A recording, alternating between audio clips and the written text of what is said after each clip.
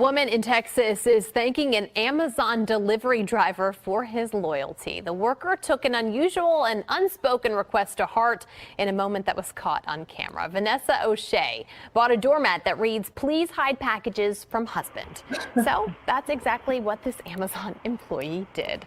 The O'Sheas saw his attempt to hide a package from their security cameras. They say they both had a good laugh over it. And now the video has more than 8 million views on Facebook. So, Destiny, I know that this video is adorable and funny, but did you know that this could perhaps be a form of financial infidelity?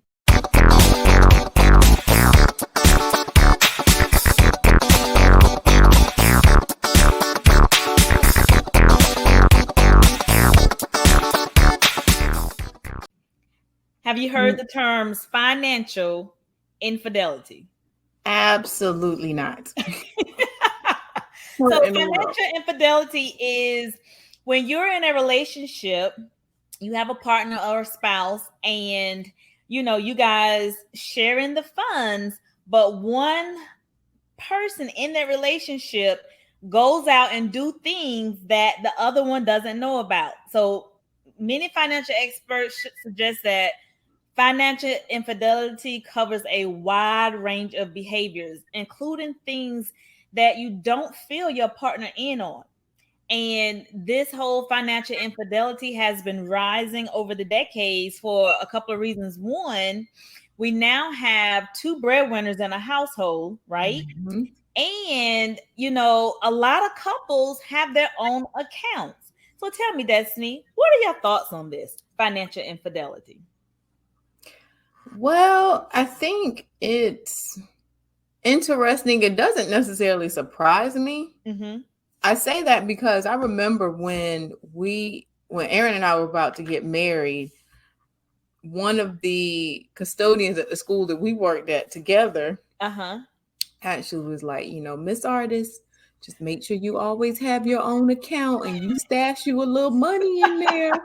I know who said that. You just never know what's going to happen. You just always have your little money to the side. Mm-hmm. So I just think that there are probably many people who espouse to that type of thinking. Yeah. That you need to have something that your spouse doesn't know about, whether it's for a rainy day or for Amazon packages that you don't want them to know about. But yeah, right. It doesn't really surprise me. What would you consider maybe in your personal experience as some examples of this? We've all been guilty of something over the years. If we're quite honest, we've all been guilty of something. What would be some examples that you would like to share that you have, partaked in? That's so funny. I feel like there was something. I can't think of it exactly what it was, but I do remember ordering something and being like, "Let me hear if we can get this in this house." And unfortunately nowadays with camera, you got what's that? The Ring doorbells. Everybody got cameras everywhere. You gonna get caught one way or the other. Right. So I will say, however, I think like I went and I bought some silver. Like, okay, this dollar about to crash. Let me go buy some silver. Not some whole silver. Or I took money out of the account and started bringing it into the house. Oh Lord, that's a big one. Just the kind of, but it was things still ultimately for us. Yeah, to safeguard us as a family, but thinking okay, he might not be on the same page when it pertains to these particular things. So I sort of got to do it on my own. Right. So yeah, those will be the things I've done. What about you? Yeah, I know I've done some things too, girl, over the years. One of the freshest things that I can remember, I remember when we bought our home in Northern Virginia. And you know how it is, Destiny, because you've been through the same thing. We want to get that house decorated the way we want to decorate it, and we don't want to wait 2-3 years. We don't want to be on no budget. Right. So, girl, I will go out and just get what I thought that we needed, and by the time Jerome gets home, I have it already put in its place, laid out like it's been there. Right. Is that new? I'm like, huh? See, what had happened was, yeah, it's new. You know, I got it on sale. Right. Oh, and that would be because I do shop for a sale, and that's why I will always say, I'd be like, now, how much you think that costs? I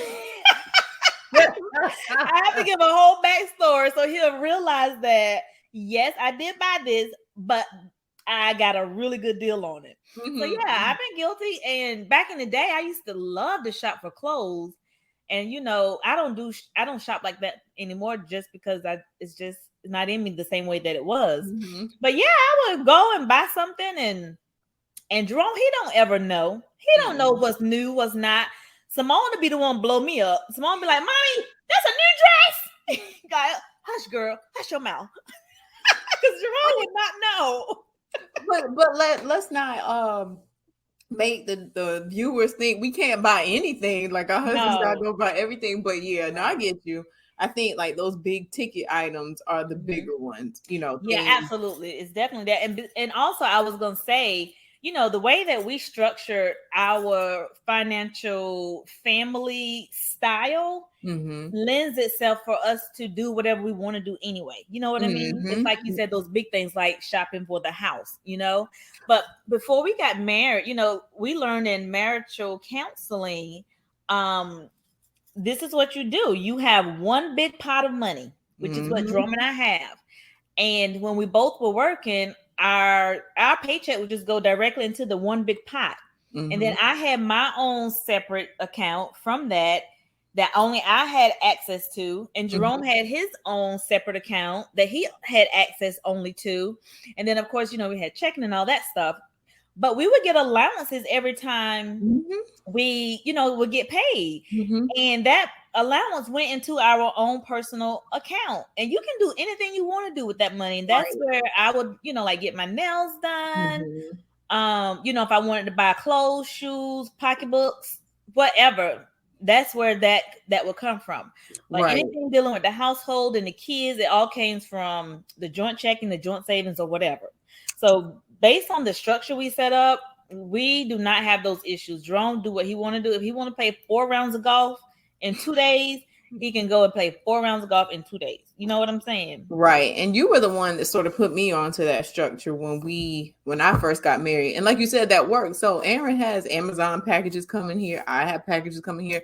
We don't ever like even question like, oh, what did you buy? Whatever. Because like you said, we know that it's ultimately coming from our own personal allowance. Right. So if I want to buy $500 worth of Jolly Ranchers, you might say like, what in the world's wrong with you? But at the end of the day, that's my $500. If I want to blow it on Jolly Ranchers, I can blow it on Jolly Ranchers. It's not coming from the central bank account, which takes care of all of our household and family needs and expenses. So as long as those things are taken care of, it's like you can do whatever you want. Absolutely. Your allowance. And I think probably some of the issues, like in that video, the reason why that spouse may feel the need to have this specialized mat is because they don't have maybe a structure like that. It might be coming from the family pot and you're just pulling from one account. Right. And so when you decide you want to start spending impulsively or getting all this extra stuff, that could definitely cause tension in the family, and in the budget. Right.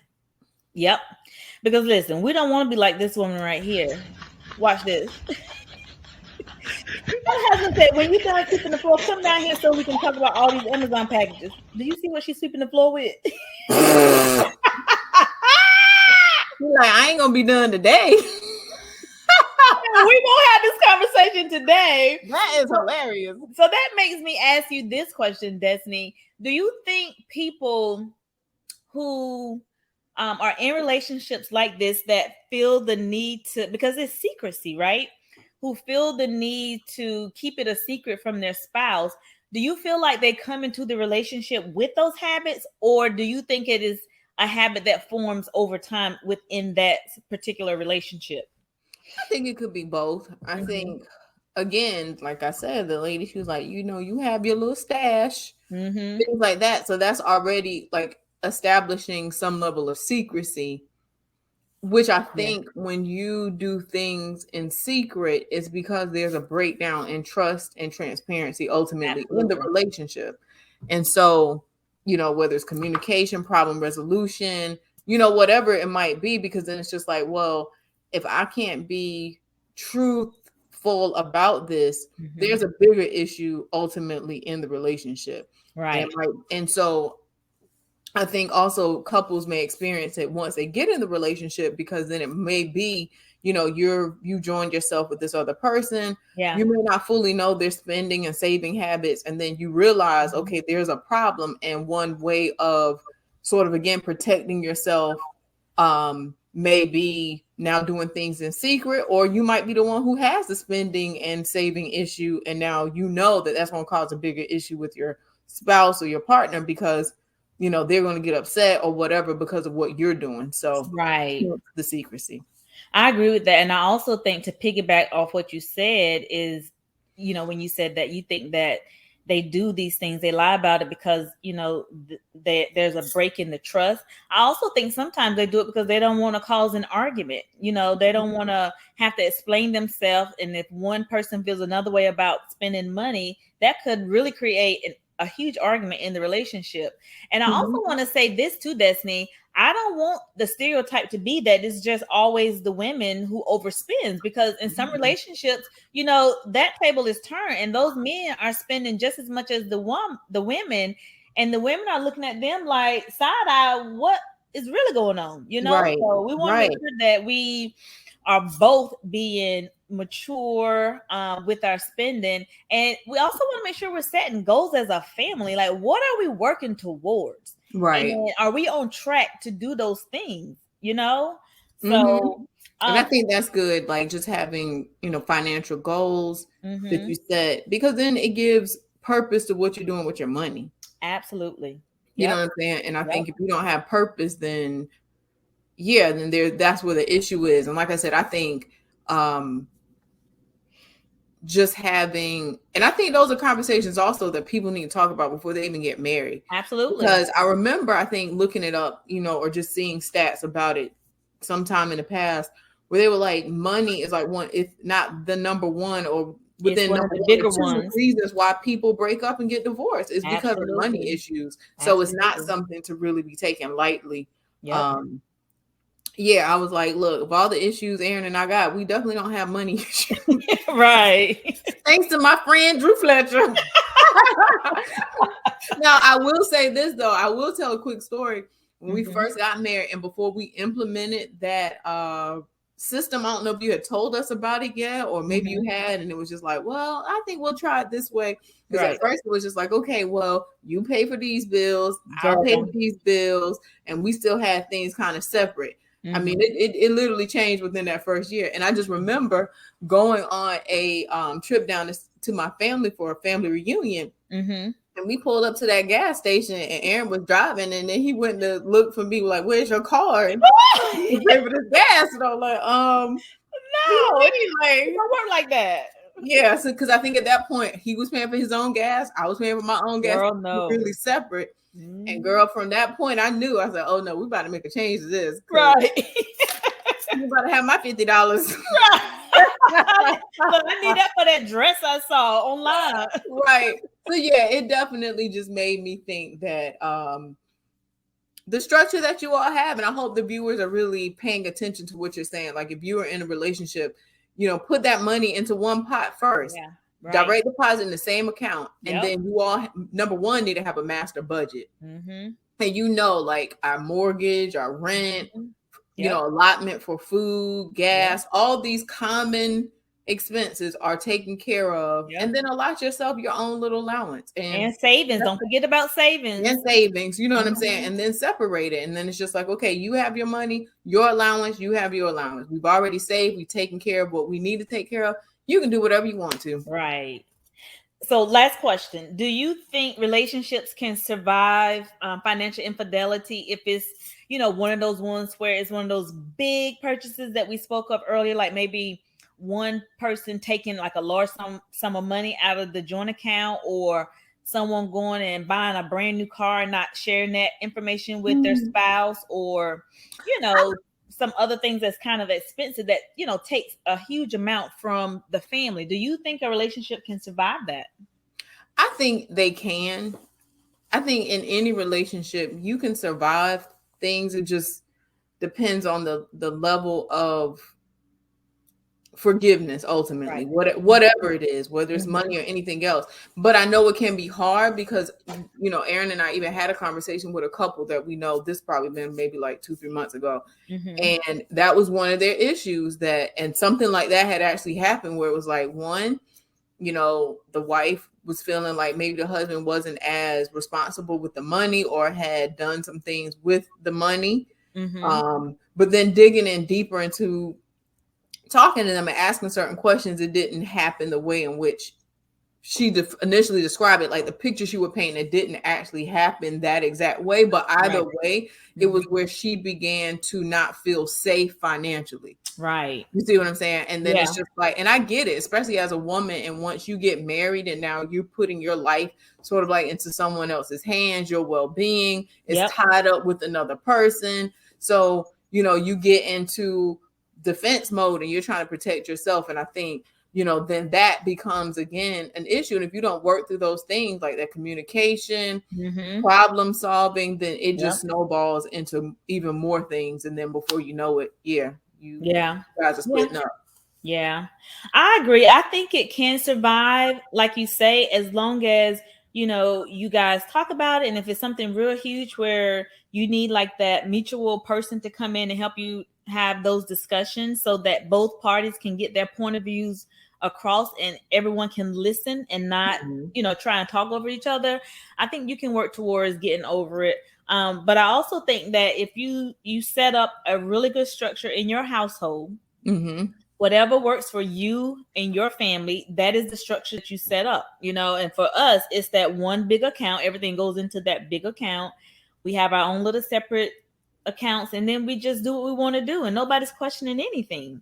And then also, I think that if you don't label yourself good with money or bad with money, like just trust and have confidence that you're going to be mature enough to make great decisions for the family. Discuss it with your spouse first if you're pulling from that big account, and then move forward. And then also, I think that you need to keep track of your spendings together. Like, don't come and look at me 6 months from now when something has left the joint account because you haven't watched it for 6 months. Like, we both have a responsibility to make sure that the right things are coming out of the account, because, you know, sometimes it'd be some stuff and then you're like, where did that come from? Who, you know, and you have to call somebody and be like, oh, you charged my account for whatever. So if both parties are keeping track of the spendings and you guys are on one page, you set your goals and you're working towards those goals, that can give you a successful and healthy financial establishment in your relationship. So, I completely agree. And then the only other thing I have to suggest to people who do like to spend is the 3-week rule. If there's something that you want to spend a bunch of money on, give it 3 weeks.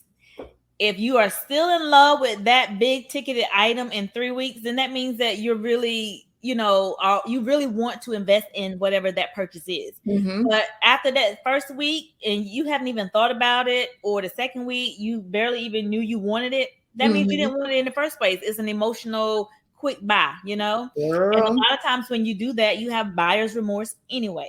So give it 3 weeks, folks, and I promise you it'll help you make your decision.